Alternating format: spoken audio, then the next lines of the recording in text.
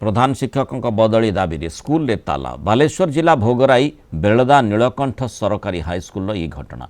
प्रधान शिक्षक सुनाराम बेहेरा पाठपढ़ारे अवहेला करथुवा अभियोग आनी तांकू बदली करने को दाबी करिसेंति अभिभावक एवं छात्र छात्री।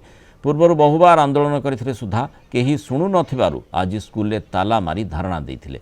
प्रधान शिक्षक स्कूल को आसुथिबा अनुदान को बाटमारणा करने सह निम्नमानर मध्याह्न भोजन देउथिबा भी अभियोग होईछि। एने जिला शिक्षा अधिकारी को मध्य लिखित भाव जना जाइथिले सुधा कौनसी पदक्षेप निया जाय नथिबा अभियोग होईछि। तेबे अभियोग नै प्रधान शिक्षकक प्रतिक्रिया मिली पारि नाही।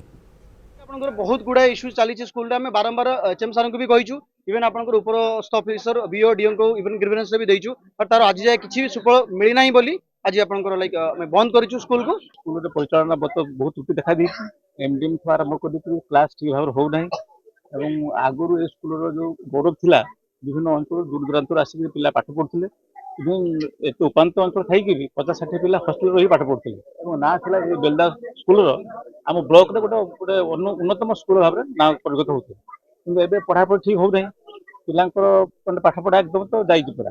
ଆମ ସ୍କୁଲରେ ମାନେ କିଛି ଖାଇବା ଠିକ ହଉନି ବେଲେ ଯଦି ଖାଇବା ଠିକ ହେଇଥିଲା ଆମେ କହିଥିଲେ ସବୁ ସେଇ ସମୟରେ ଆଉ କିଛି ମାନେ ଆବେଳେ ଯଦି କିଛି ଖାଇବା କିଛି ମାନେ ନର୍ମାଲ ଇଏ ହବ ତେବେ କିଛି ହଉନାହିଁ ଆମେ ଖାଇବା କେମିତି ସାର୍ ରୁଟିନ ଦେଇ ପାରୁନାହାନ୍ତି ଠିକ ସେ ଯେମିତି କମ୍ପ୍ୟୁଟର କ୍ଲାସ ହେଇପାରୁନି କିମ୍ବା ଆମେ ଲାଇବ୍ରେରୀରେ ଯାଇକି କିଛି ବହି ବହି ଆଣିକି ପଢି ପାରୁନୁ କିମ୍ବା ମାନେ ସାଇନ୍ସ ଲାବୋରେଟୋରୀ ଯାଇକି କିଛି ଶିଖି ପାରୁନି ଜିଓଗ୍ରାଫିର କି ଆମ ପ୍ରଥମ ପାଠ ପଢା ହଉଛି ଯାହାକି ଆମେ ଆଉ କିଛି ଦିନ ପରେ କିଛି ମାସ ପରେ 10 କ୍ଲାସ ବୋର୍ଡ ପରୀକ୍ଷା ଦେବୁ ଆମେ ପରୀକ୍ଷାରେ ଯାଇକି କଣ ଲେଖିବୁ।